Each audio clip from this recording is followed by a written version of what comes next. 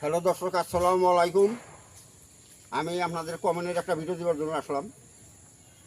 তো একজন আমাকে কমেন্ট করেছেন যে বাচ্চা জন্মে হয়তো 5 দিন 7 দিন যায়, যত রকমের চিকিৎসা করা হয় ও বাচ্চা ফিরে না, বাচ্চা চলে যায়।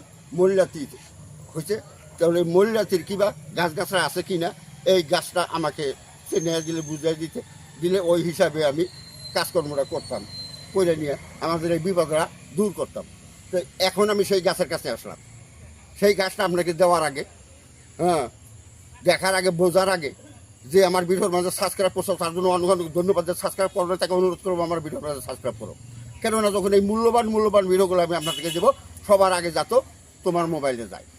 যে এখন বিতং কথা হয়েছে, সেই গাছের নাম এখন আমি বলতেছি যে আমার ফেসবুকে যে দেখতেছ পেজটা ফলো করবা, এদিকে ওদিকে লাইক শেয়ার করবা, এদিকে কথা।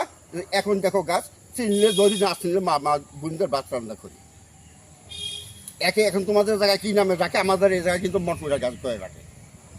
তো তোমাদের জায়গায় কী নামে রাখে এটা আমাকে কমেন্টে জানাই।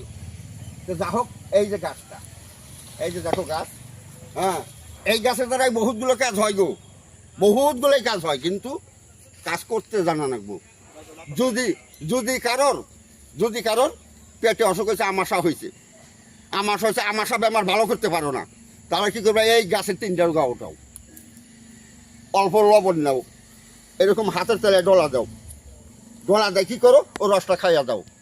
2 থেকে 3 বার যখন খাওয়াবা, দেখবা যে আমাশা বাপ করতে করতে চলে গেছে। এই গাছে কিন্তু এত গুণ ক্ষমতা আছে, কিন্তু এখন আমি সেটা বলছি না। এখন আমি যে কাজের জন্য বলছি সেই কাজটার কথা শোনো, জানো।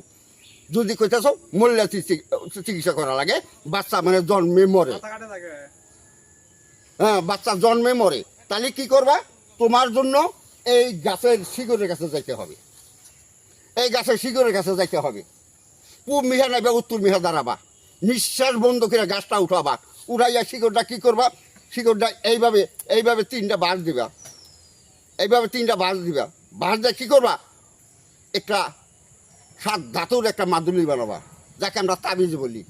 একটা তাবিজ বানিয়ে নেবা, না কি করবা, এই শিকড়টা তাবিজের মাঝে উঠাইয়া বাচ্চা জন্মার সাথে সাথে, বাচ্চা মেয়ে হলে বাম পায়ে বাঁধ দিবা, আর ছেলে হলে ডান পায়ে বাঁধ দিবা। জমের ক্ষমতা নাই, আল্লাহ যদি সহায়কারী আছে, ও বাচ্চাকে আর কাইডা নেয়। এরই নামি মল্লাতি গাছ। এই গাছ সাথে থাকলে মল্লাতি আর থাকতে পারে না, মল্লাতি বেমার থেকে মুক্তি পাবো। যা হোক, আজকের মতো এই পর্যন্তই। আসসালামু আলাইকুম। হিন্দু বাবাজি নমস্কার, অন্যান্য জাতি আছো, আন্তরিক ধন্যবাদ।